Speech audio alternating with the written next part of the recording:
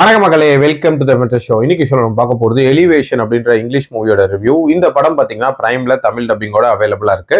இந்த படம் ஒரு வித்தியாசமான சயின்ஸ் ஃபிக்ஷன் த்ரில்லர் அப்படின்னே சொல்லலாம். அதாவது எலிவேஷன் அப்படின்ற அந்த டைட்டிலுக்கு ஏத்த மாதிரியே 8000 அடிக்கு மேலதான் இதுல இருக்கக்கூடிய மக்கள் எல்லாருமே வாழ்ந்துட்டு இருக்காங்க.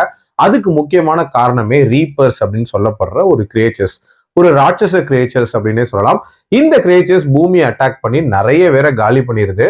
அண்ட் இந்த கிரியேச்சர்ஸ்னால 8000 அடிக்கு மேல வர முடியாதுங்கிற சூழ்நிலையில ஒரு சேஃப் ஜோன்ல இவங்க எல்லாம் வாழ்ந்துட்டு இருக்காங்க. அதுலதான் நம்ம ஹீரோவும் ஒருத்தர். நம்ம ஹீரோக்கு ஒரு பையன் இருக்கான் அண்ட் அவரோட மனைவி இறந்து போயிருப்பாங்க. அவங்க பையனுக்கு ஒரு லங் ரிலேட்டடான ப்ராப்ளம் இருக்கு. அதனால ஆக்சிஜன் சப்ளை அப்படின்றதும் அடிக்கடி தேவைப்படுது. அதே நேரத்துல பேரலா ஒரு சயின்டிஸ்டையும் காட்டுறாங்க. இவங்க இந்த ரீப்பர்ஸ் அழிக்கிறதுக்காக தீவிரமா முயற்சி பண்ணிட்டு இருக்காங்க.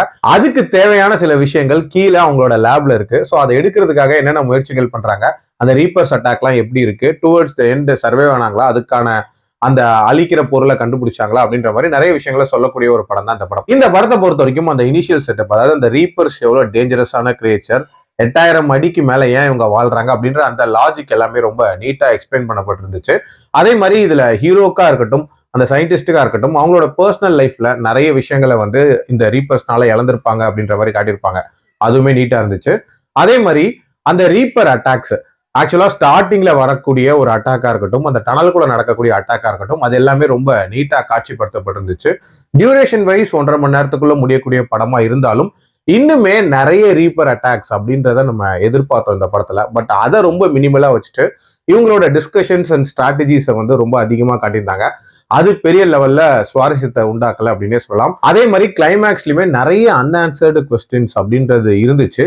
ரொம்ப ஹை லெவல்ல இதுக்கான ஒரு முடிவு அப்படின்ற மாதிரி தான் காட்டியிருப்பாங்க. இன்னுமே நிறைய விஷயங்களை இவங்க சொல்லியிருந்திருக்கலாம். ஓவரால் இன்னுமே ஆக்ஷன் பேக்டா இந்த கதையை எடுத்திருந்தாங்கன்னா சூப்பரா இருந்திருக்கும். பட் கண்டிப்பா ஒன்ஸ் ட்ரை பண்ணி பார்க்கலாம். என்னோட ரேட்டிங் இந்த படத்துக்கு 2.8 out of 5. அடல் கண்டென்ட்லாம் இல்ல, கிளீன் வாட்ச். மீண்டும் அடுத்த விமர்சனத்தில் சந்திக்கிறேன். நன்றி, வணக்கம்.